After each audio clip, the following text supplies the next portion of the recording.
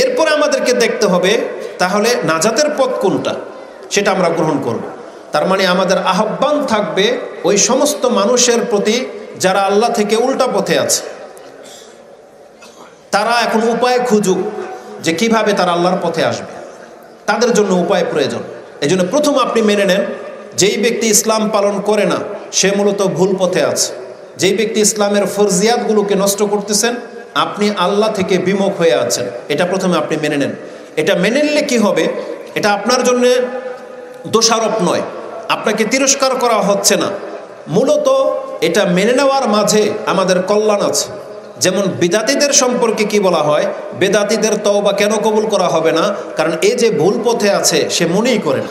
কিন্তু একজন পাপী যখন মনে করে যে আমি ভুল পথে আছি, তখন কিন্তু তার তওবা করা সহজ, তিনি মাঝে মাঝে তওবা করে ফিরে আসেন। কিন্তু কোনো বেদাতি তার ইবাদত থেকে সে তওবা করতে পারে না, কারণ তার কাছে সেটা ভুল মনে হয় না। এজন্য আমরা যেই জীবনযাপন করতেছি, আমাদের যে লাইফ স্টাইল, আমরা যদি এটাকে ভুল স্বীকার না করি, তাহলে আপনার দ্বারা শুধরানো কোনো দিন হবে না। আপনি যদি 5 ওয়াক্ত সালাত আদায় না করেও যদি নিজেকে মুসলিম মনে করেন, এটাই হলো আপনার চরম বিভ্রান্তি। আপনি যদি দাড়ি না রেখেও যদি বলেন আপনি আহলে সুন্নাহ ওয়াল জামাতের অন্তর্ভুক্ত, ইসলামের ফরজিয়াতগুলোকে আপনি নষ্ট করেও যদি নিজেকে আহলে হাদিস মনে হয়, তাহলে আপনি জেনে নেন আপনি চরম বিভ্রান্তির মধ্যে রয়েছেন। এই নাম আপনাকে নাজাত দিতে পারবে না। নাজাত যদি আপনাকে পেতে হয়, তাহলে কোরআন সুন্নাহকে মেনে নেওয়ার নাম হচ্ছে নাজাত, কোরআন সুন্নাহ মতে চলার নাম হচ্ছে নাজাত। এই জন্যে যারাই আমরা দেখেছি, যাদের সাথে কথা বলেছি, দেখেছি তাদের আমলে ঘাটতি আছে, ইমানও ত্রুটি, কিন্তু তারপরও তাকে নিজেকে জান্নাতি বলে সে দাবি করতেছে, অন্যকে সে জাহান্নামী মনে করে। না, বাঁচতে হলে আগে আমাদের অবস্থানটা দেখতে হবে। আমরা প্রত্যেকে যদি মেনে নেই যে হ্যাঁ, আমার এই অপরাধগুলো এটা ভুল পথের প্রমাণ, আমি যে আল্লাহ সুবহানাহু ওয়া তাআলাকে যেভাবে ইবাদত করার প্রয়োজন সেভাবে করতেছি না, এটা আমার ব্যর্থতা, এটা আমার ত্রুটি, এটা যদি আমরা মেনে নেই, হতে পারে আমাদের অন্তর আল্লাহর দিকে ঝুঁকবে, হতে পারে আল্লাহ সুবহানাহু ওয়া তাআলার পথ আমরা খুঁজব। কিন্তু আজকে যারা খেলাধুলায় বা খেলতামশায় লিপ্ত, যারা গান বাজনা নিয়ে আছে, যারা বিভিন্ন বিধর্মীদের রীতিনীতি অবলম্বন করে, কিন্তু মুসলিমের ঘরে জন্ম হয়ে যাওয়ার পরেও সে নিজেকে জান্নাতি দাবি করে বসে আছে, এটাই হলো তার তওবা করে ফিরে না আসার সবচেয়ে বড় বাধা। না, আপনাকে প্রথম মেনে নিতে হবে যে আপনি ভুল পথে আছেন, কারণ রাসূলুল্লাহ সাল্লাল্লাহু আলাইহি ওয়াসাল্লাম যে পথ এনেছেন, এই পথ ছাড়া অন্য যে কোনো পথই হচ্ছে ভুল পথ। এটা আল্লাহ সুবহানাহু ওয়া তাআলা স্পষ্ট ভাষায় বলে দিয়েছেন, যেটা ইসলাম সম্পর্কে আল্লাহ সূরা আলে ইমরানের 85 নম্বর আয়াতে বলেছেন, ওমা ইয়াবতাগি গায়রাল ইসলামি দীনান ফালাই ইউকবালা মিনহু ওয়া হুয়া ফিল আখিরাতি মিনাল খাসিরিন। ইসলাম ব্যতিরেকে যতগুলো মত পন্থা আছে সবই হচ্ছে বাতিল এবং সবগুলোই হচ্ছে পরিত্যাজ্য। আল্লাহ এদের কাউকে গ্রহণ করবেন না। এজন্য আপনি প্রথম মেনে নেন যে ইসলাম পালন না করলে সেই ব্যক্তি ভুল পথে আছে। এটা স্বীকার করলে আরেকটা সুবিধা হবে, তার মানে ইসলাম ছাড়া যত বিজাতিগুলো আছে এবং যত তরিকার লোকগুলো আছে, সেটা আপনি গান বাজনারওয়ালা লোক বলেন, খেলতামশা করা লোক বলেন, ইহুদি নাসারাদের লাইফ স্টাইল, তখন আপনি ধোঁকা খাবেন না। কারণ তাদের প্রত্যেকের রেজাল্ট একটাই, এই দুনিয়াটা তারা ভোগ করতেছে, একটা সময় তারা আল্লাহর শাস্তির আওতায় আসবে।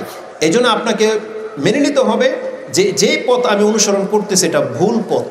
তাহলে হতে পারে ইনশাআল্লাহ আপনি আপনার সঠিক রাস্তাটা খোঁজার চেষ্টা করবেন। তাহলে এটা হচ্ছে প্রথম দাবি, যে প্রত্যেকটা মানুষ যারা ইসলামের খেলাফ আছে তারা ভুল পথে আছে। এর পক্ষে দ্বিতীয় আরও কিছু আমি আপনাকে দলিল দেখাই। আল্লাহ সুবহানাহু ওয়া তাআলা বলেছেন, তাহলে সঠিক পথ কোনটা? যেটা আল্লাহ সুবহানাহু ওয়া তাআলা নাজিল করেছেন সেটা হচ্ছে সঠিক পথ। ইবলিসকে এবং আদম আলাইহিস সালামকে আল্লাহ সুবহানাহু ওয়া তাআলা জান্নাত থেকে যখন নিচের দিকে নামিয়ে দিলেন, তিনি বললেন, ইহবিতা মিনহা জামিয়া, তোমরা এখান থেকে নেমে যাও, তোমরা একে অপরের শত্রু।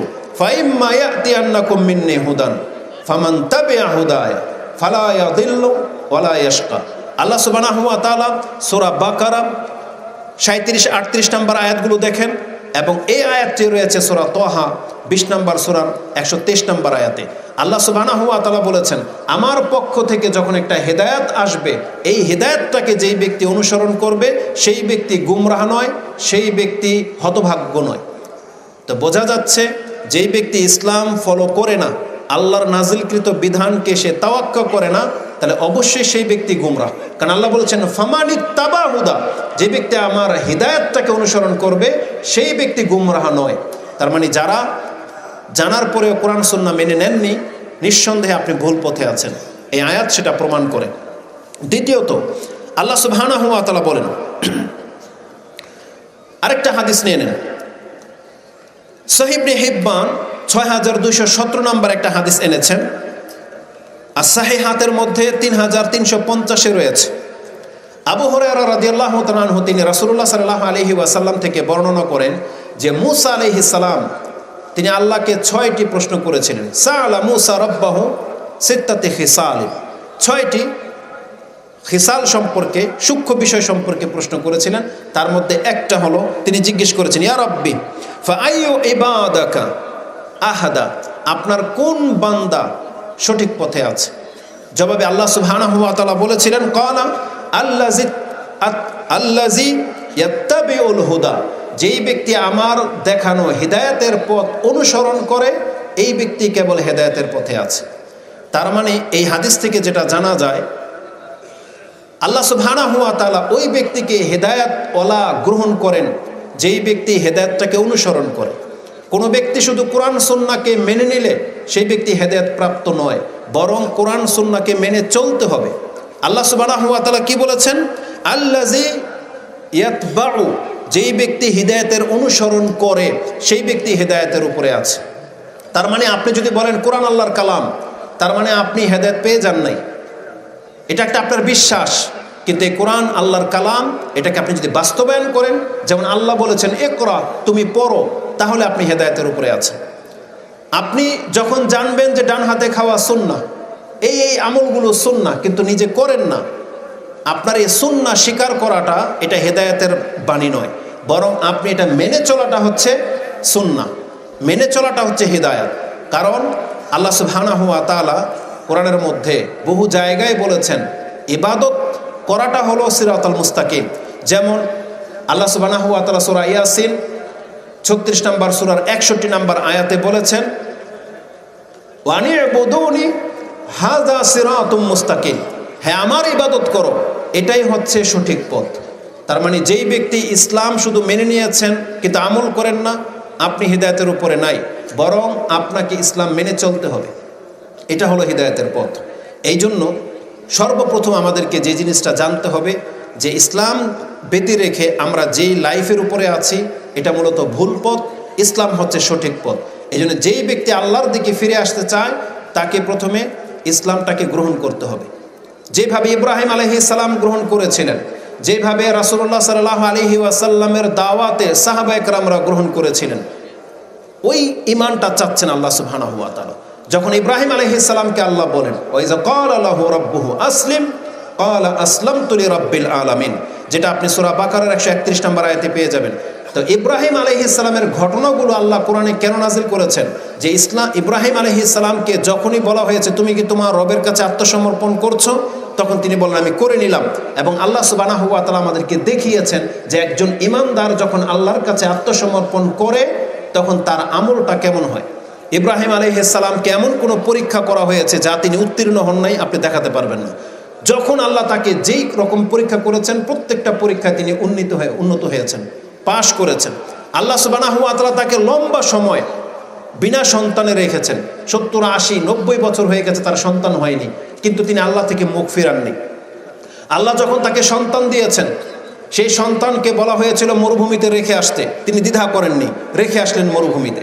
সন্তান যখন বড় হলো আল্লাহ তাকে আরো কঠিন পরীক্ষা করলেন, বলছে একে জবাহ করতে হবে। ইব্রাহিম আলাইহিস সালাম সেখানেও ক্ষান্ত হয়নি, তিনি প্রমাণ করে দিয়েছেন যে সত্যি সত্যি তিনি আল্লাহর কাছে আত্মসমর্পণ করেছিলেন। মুহাম্মদুর রাসূলুল্লাহ সাল্লাল্লাহু আলাইহি ওয়াসাল্লামের ঘটনা তো আপনি তাই পাবেন, কিন্তু তারা তো নবী এবং রাসূল, কিন্তু আমাদেরকে আমাদের মতো সাহাবায়ে কেরামদের আদর্শ দেখতে হবে। আপনি ভুলে গেছেন যে সাহাবায়ে কেরামরা আল্লাহর প্রতি ঈমান আনার পরে তাদের চরিত্রটা কেমন ছিল।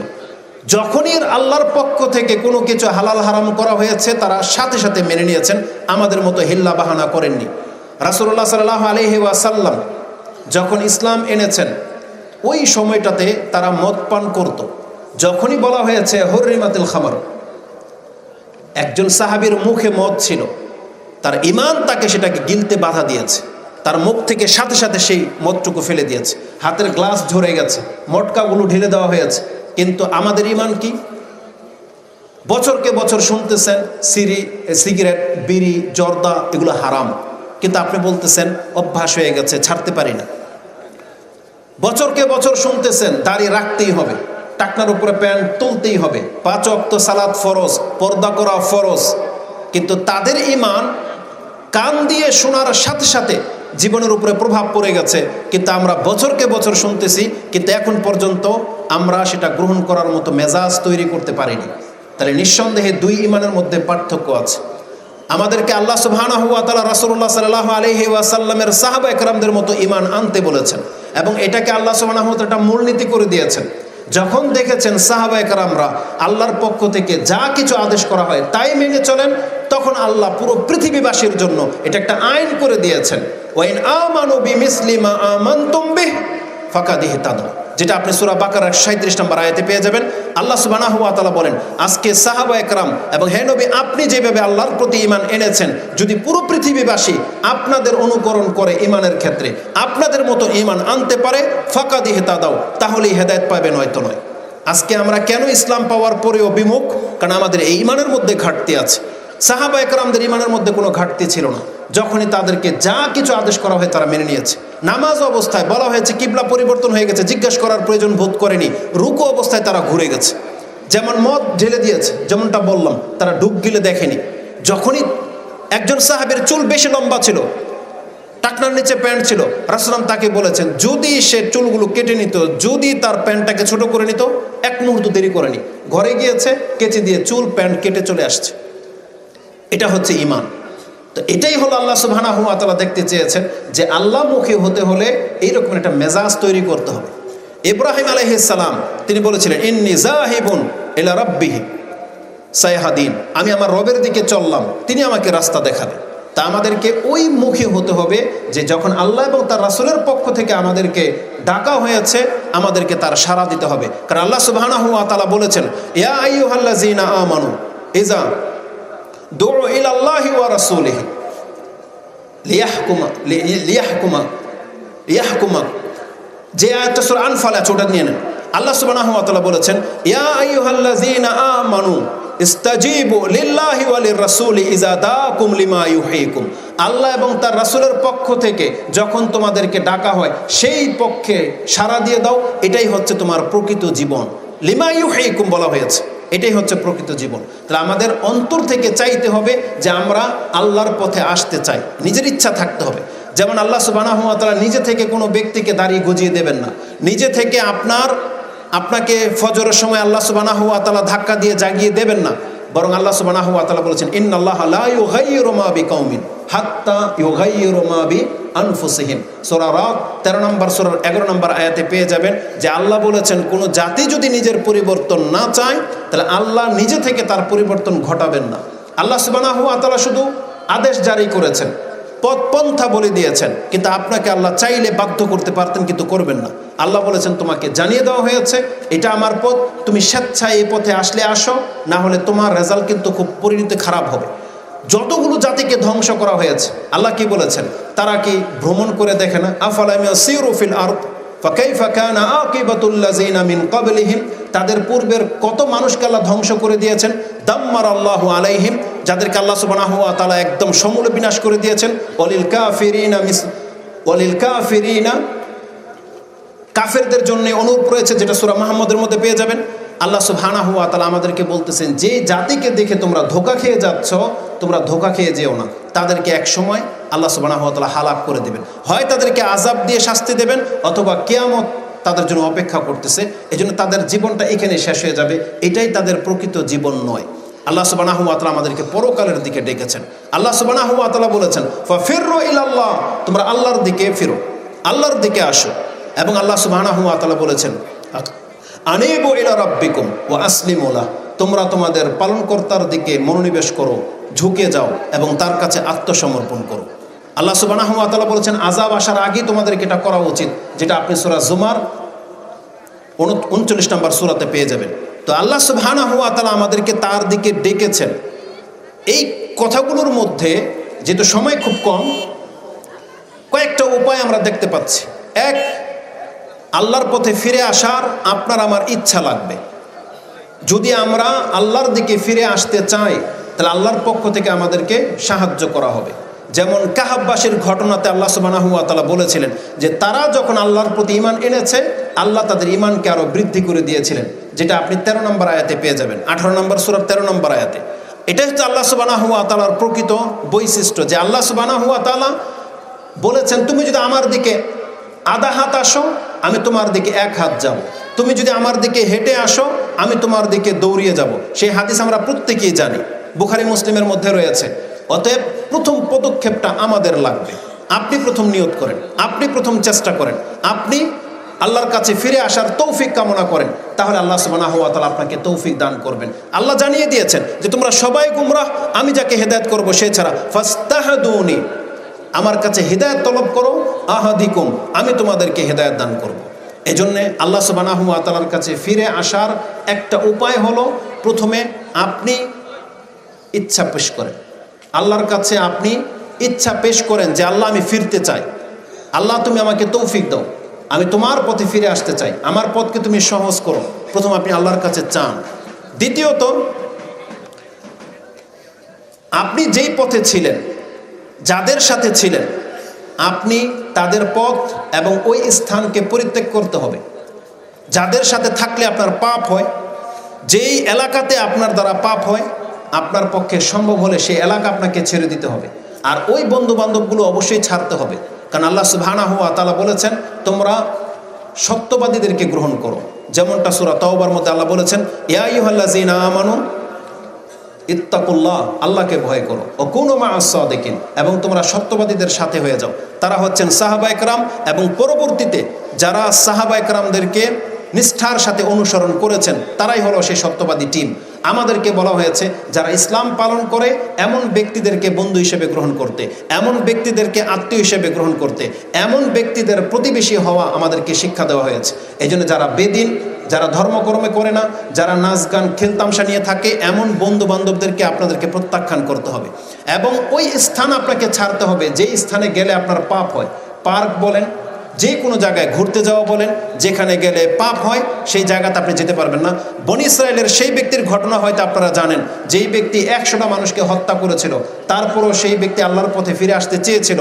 আলেম বলেছিল যে হ্যাঁ তুমি এই অঞ্চল ছেড়ে দাও, ওই অঞ্চলে চলে যাও যেখানে কিছু লোক আছে যারা আল্লাহর ইবাদত করে, তুমি তাদের সাথে ইবাদতে লিপ্ত হয়ে যাও, তুমি ফিরে তোমার এলাকায় আর আসবে না। কেন? কারণ এটা হচ্ছে আরদিন সু, খারাপ অঞ্চল। এই জন্য যেই সমস্ত অঞ্চলগুলোতে খারাপ মহিলাদের বিচরণ, খারাপ ছেলেদের বিচরণ, কোনো দাড়িওয়ালা সালাফি মানহাজের কোনো লোক তওবা করে ফিরে এসেছেন, আপনি আবার সেই জায়গাগুলোতে ভিজিট করতে যাবেন, এটা আপনার জন্য জায়েজ নয়। ওই সাইটগুলো আপনি ভিজিট করবেন যেই সাইডে ঢুকলে আপনার দ্বারা পাপ হয়, এটা কোনো অবস্থাতে আপনার জন্য জায়েজ নয়। কারণ আল্লাহ সুবহানাহু ওয়া তাআলা প্রত্যেকটা মুমিনের একটা বৈশিষ্ট্য বলেছেন। রাসূলুল্লাহ সাল্লাল্লাহু আলাইহি ওয়াসাল্লাম থেকে ইমাম বুখারী 16 নম্বর এবং ইমাম মুসলিমও ঈমানের অধ্যায়ে এনেছেন যে সালাসাতুন মান কুন্না ফীহি ওয়াজাদা হালাওয়াতাল ঈমান, যার মধ্যে 3টি বৈশিষ্ট্য রয়েছে সেই ব্যক্তি ঈমানের স্বাদ পাবে। তার একটা হলো সেই ব্যক্তি কতটা ঘৃণা করবে কুফরি অবস্থায় ফিরে যাওয়াটাকে, পাপের জগতে ফিরে যাওয়াটাকে, যেমনটা সে ঘৃণা করে তাকে এখন যদি আগুনে নিক্ষেপ করে দেওয়া হয়। তার মানে আগুনে পতিত হওয়াটাকে যেভাবে আপনি ঘৃণা করেন, আপনার পাপের লাইফে ফিরে যাওয়াটাকে যদি আপনি ওইভাবে ঘৃণা করতে পারেন, তাহলে আপনি আল্লাহর পথে ফিরে আসতে সক্ষম হতে পারেন। এজন্য আমাদের ঘৃণা লাগবে, কারণ আল্লাহ সুবহানাহু ওয়া তাআলা সূরা হুজরাতে একই কথা বলেছেন 49 নম্বর সূরার 7 নম্বর আয়াতে যে আমি ঈমানটাকে সাহাবা একরামদের কাছে হুব্বিবা ইলাইকুমুল ঈমান ওয়া যায়্যানাহু ফি কুলুবিকুম, যে আল্লাহ বলেছেন আমি ঈমানটাকে তার ভালোবাসার পাত্র করে দিয়েছিলাম এবং ঈমান দিয়ে তাদের অন্তরটাকে ভরে দিয়েছিলাম। ওয়া কাররাহা ইলাইকুমুল কুফরা ওয়াল ফুসুকা ওয়াল ইসয়ান, এবং আমি তাদের অন্তরের মধ্যে কুফরি, বিরুদ্ধাচরণ, পাপ করাটাকে ঘৃণা জন্মিয়ে দিয়েছিলাম। তার মানে সাহাবা একরামরা আল্লাহর বিরুদ্ধাচরণ করাটাকে, পাপ করাটাকে, নাফরমানি করাটাকে ঘৃণা করতেন, ঘৃণা। এই জন্য আমাদের মুসলিম ভাইদেরকেও ওই কুফরির পথটাকে, ইহুদি নাসারাদের পথকে, এই রং তামসাকে ঘৃণা করতে হবে, তাহলে কেবল আমরা আল্লাহ সুবহানাহু ওয়া তাআলার কাছে ফিরে আসতে সক্ষম। এই উপায়গুলো আমাদেরকে অবলম্বন করতে হবে। উপরন্তু আমাদেরকে প্রতিনিয়ত আল্লাহর কাছে দোয়া করতে হবে যে আল্লাহ যখন তুমি আমাদেরকে হেদায়েত করেছো, রব্বানা লা তুযিগ কুলুবানা বা'দা ইয হাদাইতানা ওয়া হাব লানা মিন লাদুনকা রাহমা ইন্নাকা আনতাল ওয়াহ্হাব, যেটা আপনি সূরা আলে ইমরান 8 নম্বর আয়াতে পেয়ে যাবেন। আল্লাহ আমাদেরকে শিক্ষা দিয়েছেন যে তোমরা আল্লাহর কাছে দোয়া করো, আল্লাহ যখন তুমি তোমার দয়াতে রহমতে আমাদেরকে সঠিক ইসলামের শিক্ষা দিয়েছো, আবার তুমি আমাদেরকে কুফরের দিকে ঠেলে দিও না, আমাদের অন্তর যেন আবার বক্র না হয়ে যায়, আল্লাহ তুমি আমাদেরকে ইসলামের উপরে কায়েম রাখো।